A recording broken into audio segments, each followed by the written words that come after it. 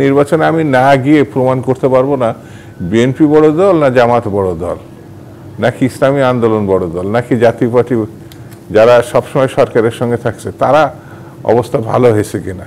তো এইসব নির্ধারণ করার একমাত্র পথ হচ্ছে নির্বাচন। মত দ্বিমত এটা গণতন্ত্রের সৌন্দর্য। এই দেশে মুক্তিযুদ্ধ হয়েছে, 90-এর গণঅভ্যুত্থান হয়েছে, 24-এর গণঅভ্যুত্থান হয়েছে। এর আকাঙ্ক্ষাটা কি? স্বাধীনতা এবং গণতন্ত্র। যখন স্বাধীনতা এবং গণতন্ত্র বিপদাপন্ন হয়েছে তখনই কিন্তু মানুষ জেগে উঠছে। আপনি 71-এর মুক্তিযুদ্ধ দক্ষিণ পূর্ব এশিয়াতে কোনো জাতিগোষ্ঠীর এই ঘটনা নাই। এই যে বলে না পাঞ্জাবি, পাঠান, সিন্ধি, মানে উচ্চালাম্বাও কম না, কিন্তু ওরাও যুদ্ধ করে স্বাধীনতা আনে নাই। ভারতে তো আনেই নাই, ওরা তো ওই ব্রিটিশদের সঙ্গে বসে এই কর্ম শেষ করছে। তো আমার কাছে যেটা মনে হয়েছে বাংলাদেশ সব কিছু ব্যাপারে পথ দেখিয়েছে।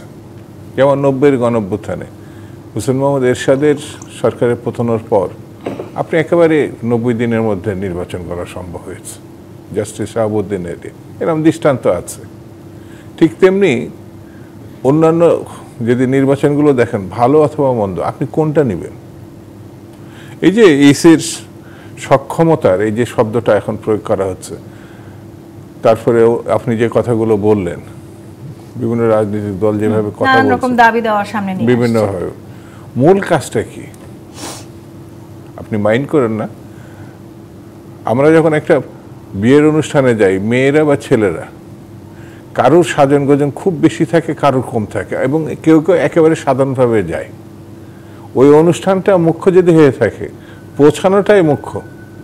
আপনি নির্বাচনে যখন নামবেন, এই দেশের নির্বাচন কমিশন করে এটা ভাবা এবং বলাটা, আমরা জানি নির্বাচনের সঙ্গে সম্পৃক্ত বা নির্বাচন যারা করেছে তারা জানি, বিভিন্ন রাজনৈতিক দল, শ্রেণী পেশার মানুষ, বিভিন্ন গোষ্ঠী সবাই মিলে কিন্তু নির্বাচন কমিশনকে যখন সহযোগিতা করে তখনই তারা ভালো কিছু করতে পারে। এই যে বাংলাদেশের রাজনৈতিক দলগুলো সরকারকে সমর্থন, এই সরকারের কোনো নাই, রাজনৈতিক ভিত্তি নাই। রাজনৈতিক দলগুলো তার সবথেকে বড় শক্তি, এবং রাজনৈতিক দলের মধ্য দিয়ে আপনার জনগণ তাদের সঙ্গে আছে। কিন্তু সেই রাজনৈতিক দলগুলোর শক্তির কথা আপনি বলছিলেন, সেই শক্তিটাতেও তো আমরা আসলে বিভক্তি দেখতে পাচ্ছি। না, কোনো বিভক্তি নাই, কোনো বিভক্ত নাই, নানান ইস্যু নিয়ে নানান ভাবে দ্বিমত, কোনো বিভক্তি নাই। মত দ্বিমত এটা গণতন্ত্রের সৌন্দর্য। 2 নম্বর হচ্ছে এখানে যারা গণতন্ত্র চায় আর গণতন্ত্র চায় না, তারা আমি পরিমাপ করব কিভাবে? নির্বাচনে যখন জনগণ থেকে আমি নির্বাচন থেকে বিচ্ছিন্ন করবো, তাহলে বুঝতে হবে উদ্দেশ্য ভিন্ন।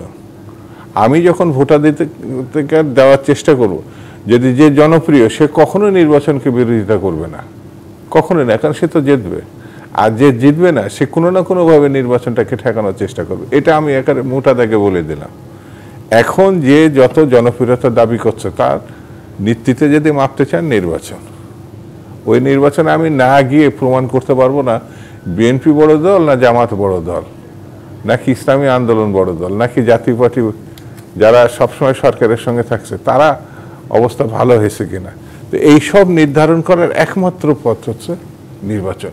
এই নির্বাচন কোনো অসিলাতে যদি কেউ বাধাগ্রস্ত করতে চায়, আমার একেবারে স্পষ্টপুষ্টি কথা, তারা কোনো না কোনোভাবে নির্বাচন ঠেকাতে চায়। এই যে আপনি ইসির সক্ষমতা নিয়ে আলোচনা করছিলেন এবং আপনি বললেন যে সেই জায়গাটিতে আসলে রাজনৈতিক দলগুলোর সক্ষমতা কতখানি, সেটি খুবই গুরুত্বপূর্ণ। নিঃসন্দেহে আমি যে প্রশ্নটি করছিলাম যে গ্রহণযোগ্য নির্বাচন করতে তো আসলে রাজনৈতিক দলগুলোর এগিয়ে আসার প্রয়োজনীয়তা অনেক বেশি। সেই প্রয়োজনীয়তাটা বা সেই এগিয়ে আসার জায়গাটি কি আপনারা দেখতে পাচ্ছেন? সবাই নির্বাচন চায়, সবাই। কেউ তাদের মতো করে চায়, কেউ গণতান্ত্রিক বিধিবিধান মেনে করতে চায়। আর নির্বাচনটা হবে সবার মতামতটাকে জনগণ কিভাবে ধারণ করে তার ভিত্তিতে।